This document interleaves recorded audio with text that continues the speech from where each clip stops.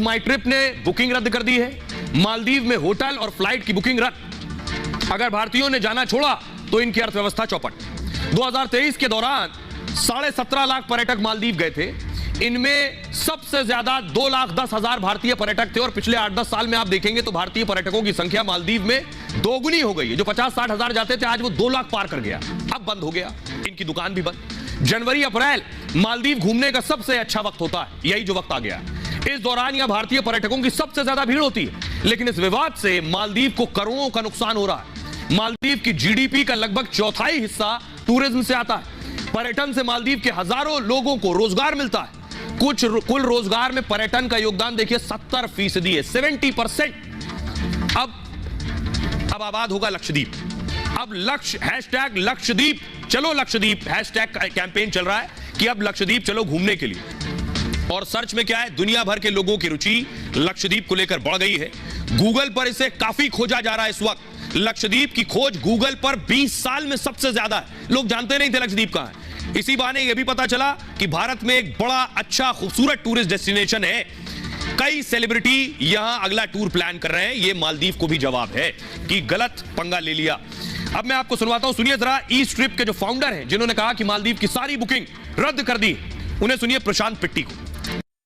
जो social media पे चल रहा है, जो हमें बयान सुनने में मिल रहे हैं मालदीव्स के गवर्नमेंट के रिप्रेजेंटेटिव से, उसके तहत हमने डिसाइड किया है कि अब हम आगे से कोई भी मालदीव्स की बुकिंग एक्सेप्ट नहीं करेंगे। हमारे देश में 3 लाख लोग हर साल मालदीव जाते थे, अब वो इस माई ट्रिप पे ये फैसिलिटी अवेल नहीं कर पाएंगे।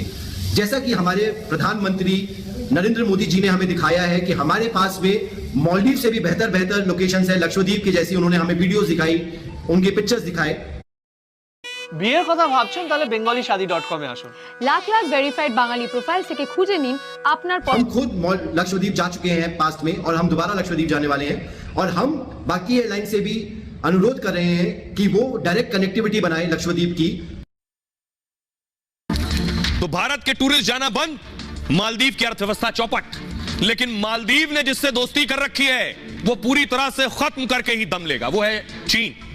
चीन के राष्ट्रपति से मिलने पहुंचे हैं मालदीव के राष्ट्रपति मुइज्जू।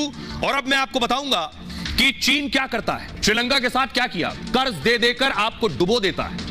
तो किस तरह जिनपिंग के पैरों तले डूबने की स्थिति पैदा हो गई है, यह मैं आपको दिखाने जा रहा हूं। ये आप देख रहे हैं, ड्रैगन लदा है, श्रीलंका पर लद कर खत्म कर चुका। क्या हुआ श्रीलंका में आपने देखा है, अब ड्रैगन मालदीव पर भी लद गया है। चीन के चक्कर में मालदीव का हाल श्रीलंका जैसा हो रहा है। मालदीव चीन के भारी कर्ज में डूब गया है। 2018 तक मालदीव पर चीन का कर्ज $3 अरब से ज्यादा था। तब मालदीव के राष्ट्रपति ने खुद यह बात मानी थी। मालदीव पर कुल बाहरी कर्ज इस वक्त 70% चीन का है। यह मालदीव की जीडीपी के 10% के आसपास है। चीन मालदीव में बड़े स्तर पर निवेश कर रहा है, जिसमें बुनियादी ढांचे, व्यापार से लेकर ऊर्जा क्षेत्र शामिल है। यामीन की सरकार में मालदीव की आर्थिक स्थिति बेहद खराब हो गई। यामीन मैंने आपको बताया था वो राष्ट्रपति जो इंडिया आउट का नारा देकर गया। पश्चिमी देशों ने मालदीव को कर्ज देना बंद कर दिया है और ऐसे में